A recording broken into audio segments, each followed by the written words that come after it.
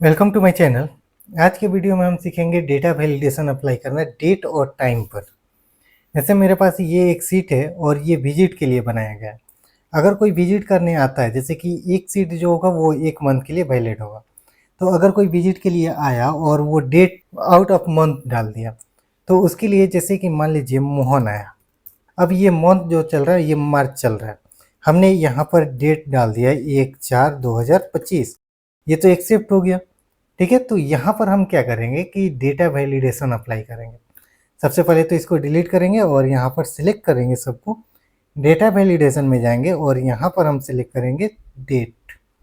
Date select करेंगे, date के बाद यहाँ पर बिटवीन बिटवीन में जाएंगे और स्टार्ट डेट कब से स्टार्ट होगा, 1/3/2025। और इंड कब होगा, ये 31/3/2025 को इंड होगा। आप इसके बाहर का डेट नहीं दे सकते। अब यहाँ पर ओके करेंगे। ओके करने के बाद अगर हम यहाँ पर डेट इंटर करते हैं तो हमने यहाँ पर 2/2/2025 दिया, इंटर करेंगे तो ये एरर आएगा। इस एरर को कैसे हैंडल करना है ये मैंने पिछले वीडियो में बताया हुआ था। अब यहाँ पर अगर हम जाते हैं तो यहाँ पर अगर हम इंटर करते हैं, अभी मैंने फरवरी का डाला तो ये गलत हो गया। अगर हम मार्च का डेट डालते हैं, जैसे 25/3/2025, तो ये मार्च का डेट है, ये एक्सेप्ट हो गया। अगर हम मार्च के बाहर का डालते हैं, जैसे 4/4/2025, तो ये एक्सेप्ट नहीं होगा। ठीक है, तो ये डेटा वैलिडेशन अप्लाई हो गया है डेट के ऊपर। उसी तरह से टाइम भी लिमिट होता है। किसी किसी ऑफिस में मिलने का टाइम फिक्स होता है, या फिर अगर आप कहीं पर जा रहे हैं तो वो अपॉइंटमेंट लेना होता है। तो आपका अपॉइंटमेंट कितने के बीच में है, आप कब आए हैं, उसके लिए हमें क्या करना होगा। देखिए, टाइम दिया हुआ, तो टाइम के लिए हम कुछ भी इंटर कर सकते हैं, लेकिन इसके लिए अभी हमें वैलिड करना होगा। वैलिडेशन में जाते हैं और यहाँ पर हम सिलेक्ट करते हैं टाइम। एक बात यहाँ पर ध्यान रखेंगे, अगर हम डेट सिलेक्ट करते हैं ना, तो वही सारा ऑप्शन आता है जो हम नंबर वाले में बताए थे। ठीक है, होल नंबर में जो ऑप्शन आता है डेट, डेट बिटवीन करेंगे तो 2 डेट के बीच का डेटा एक्सेप्ट होगा।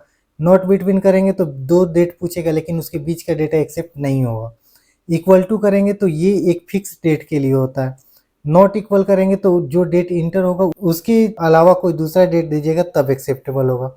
ग्रेटर देन करेंगे तो जो डेट इंटर करेंगे उसके बाद का डेट आएगा, उससे बड़ा डेट होगा तो।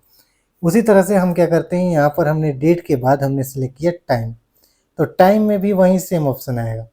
हम टाइम देते हैं। अगर कोई हमसे मिलना चाहते हैं तो हम उसको 10 बजे का टाइम देंगे, 10:00। अब ये कब तक मिल सकता है मेरे से, ये मिल सकता है 15:00 तक। ये 24 आवर मेंटेन करता है, इसलिए मैंने 24 आवर के अकॉर्डिंग टाइम दे दिया। अब ओके किया। ओके के बाद यहाँ पर अगर हम इंटर करते हैं 9:00, इंटर करेंगे तो ये एक्सेप्ट नहीं करेगा, क्योंकि ये जो टाइम है ना वो डेटा वैलिडेशन को मैच नहीं किया। अगर हम 10 करते हैं और :00 करते हैं तो ये मेंटेन हो जाएगा।